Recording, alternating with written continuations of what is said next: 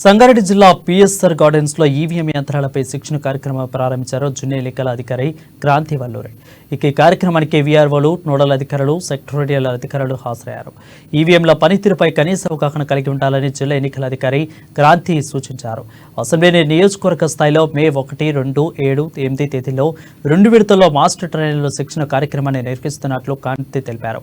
ఇక అయితే పోలింగ్ సమయంలో ఈవీఎంల పనితీరుపై తరచూ వచ్చే సమస్యలపై శిక్షణ ఉపయోగపడుతుందని క్రాంతి వల్లూరి స్పష్టం చేశారు.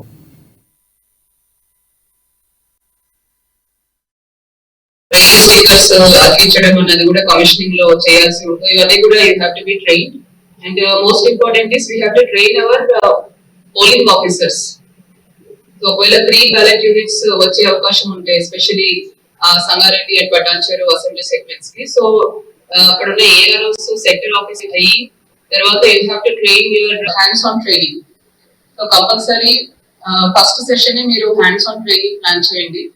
The last time when I visited some place, what I noticed is first half under కూర్చుంటున్నారు POs, very happy to see, and plan for hands-on training in the morning session so that everybody is active కూడా train అయ్యే విధంగా మీరు ఆ రోజు plan చేసుకోవాల్సి ఉంటుంది.